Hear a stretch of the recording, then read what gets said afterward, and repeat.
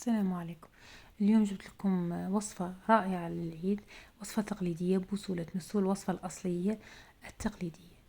هذه الوصفة تعلمتها على ماما وهي الأصلية، يعني بدون مكسرات. جيبي 2 صفار بيض، وجيبي 125 غرام مارغرين بحرارة الغرفة، حتى البيض لازم يكون بحرارة الغرفة.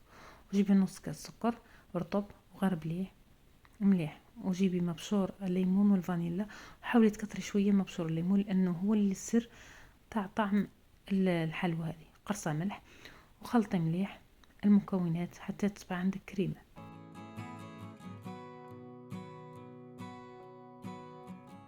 كاين اللي يحب يضيف مغرف كاوكاو مرحية ولا مغرف ججلان، كذلك تعطي طعم رائع وتصبح كأنها كلها مكسرات، ولكن أنا حبيت نعطيكم الوصفة الأصلية. نزيدوها 2 مغارف كبار نشاء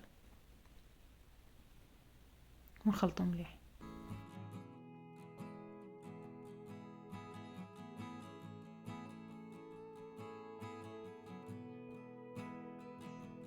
هنا نبداو نخلطو بيدينا ونبداو نضيفو الفرينة. شوفوا هنا خميرة الحلوى، حطي على راس المغرف كمية صغيرة قرصت خميرة حلوى، وبدا يزيد الفرينة مغربلة بشوية. لازم تكون عندك عجينة طرية.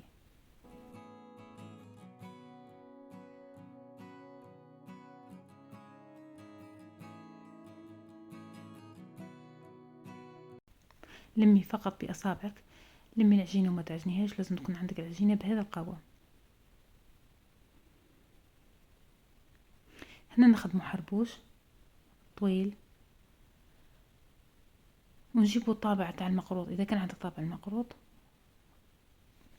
ارسمي به، يعني اجرحي به فقط العجينة باش يكونوا حباتك متساويين، والا قطعي بيدك وعينك هي ميزانك. اسوي الحبات مليح باش يعطوا نظرة مليحة، وحطيهم في الفور سخون 180 درجة، وخليهم يطيبوا من تحت فقط. هذه الحلوى لازم تطيب بيضاء كيما الصابلي. اذا خليتيها تحمر من فوق راح تجيك يابسه.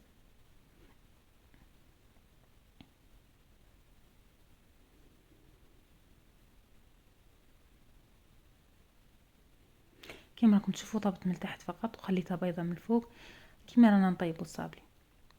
في هذه المرحله تكوني موجده الشربات.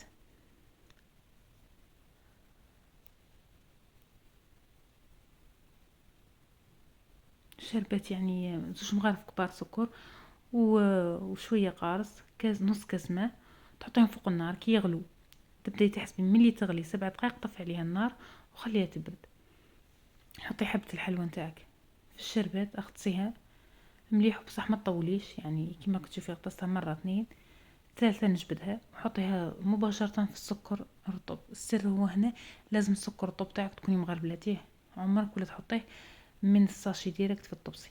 غربلي السكر الرطب تاعك، حطي فيه الحلوى وغطي حبة الحلوى، وخلي الحلوى تاعك مغطية ومرمدة في السكر لمدة ربع ساعة 10 دقائق، يعني ربع ساعة كافية.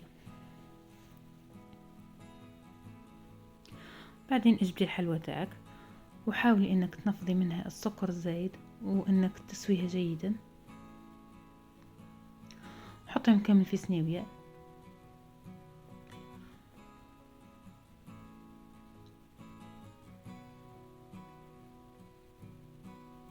كملي كامل الكمية اللي عندك، وفي الاخير كامل ترشيها بالسكر طب عن طريق الصفاية باش تعطيك نظرة مليحة. واكيد انك الحلوى تاعك كي تحطيها في الكيسات راح تتبدل النظرة تاعها تماما، راح يتبدل الشكل تاعها وراح تصبح اكثر فخامة. بصح صدقوني فخامة هذه الحلوى في ذوقها وفي هشاشتها، والجميع راح يسقسيك على الوصفة. اللي يسقسوك على الوصفة وريهم القناة، قول لهم قناة هابي فاميلي. وانتي ثاني حطي جيم واشتركي وحطي تعليق زوين كيما انتي حنونة. هيا، نتمنى لكم عيد سعيد، كل عام وانتم بخير، وكل مناسبة وانتم بالصحة والعافية. مع السلامة.